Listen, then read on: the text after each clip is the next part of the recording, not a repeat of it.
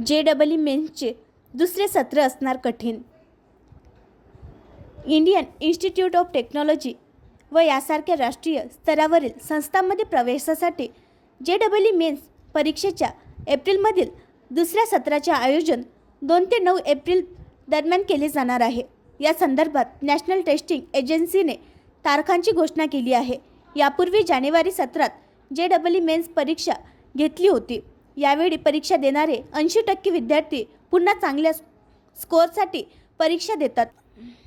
या सत्रात विद्यार्थी संख्या जास्त आहे, त्यामुळे एप्रिल महिन्यात होणारे JEE मेन्सचे दुसरे सत्र विद्यार्थ्यांसाठी अधिक स्पर्धात्मक आणि कठीण असणार आहे।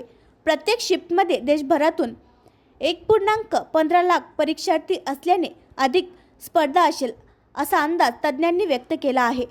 एप्रिल नंतर विद्यार्थ्यांना यावर्षी JEE मेन्समध्ये बसण्याची संधी मिळणार नाही, याची माहिती विद्यार्थ्यांना आहे। त्यामुळे जानेवारीपेक्षा एप्रिलमध्ये जास्त प्रयत्न केले जातात। जानेवारीमध्ये परीक्षा दिल्यानंतर विद्यार्थ्याकडे एप्रिलचा पर्याय असतो, परंतु एप्रिलनंतर हा पर्याय उपलब्ध नसतो। त्यामुळे आपले गुण व पर्सेंटाईल सुधारण्याची ही अखेरची संधी विद्यार्थ्यांना असणार आहे।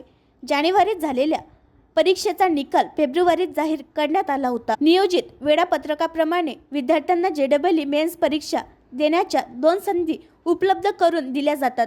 यापैकी चांगली कामगिरी असलेल्या परीक्षेतील गुण ग्राह्य धरून त्या आधारे राष्ट्रीय क्रमवारी जाहीर केली जाते। जानेवारी सत्राची परीक्षा झालेली असून आता 12वीची लेखी परीक्षा संपल्यानंतर एप्रिलमध्ये परीक्षेची दुसरी संधी उपलब्ध केली जाणार आहे।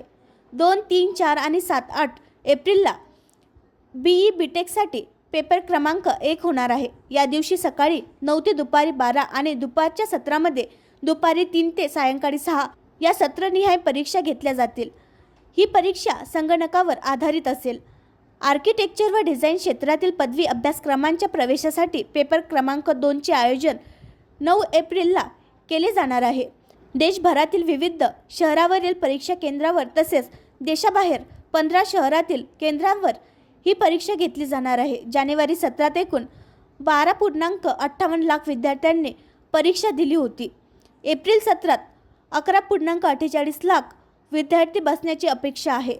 जुन्या कलानुसार एप्रिलमध्ये 5 ते 10 गुणांचे नुकसान किंवा फायदा विद्यार्थ्यांना होऊ शकतो, असे तज्ज्ञांचे मत आहे।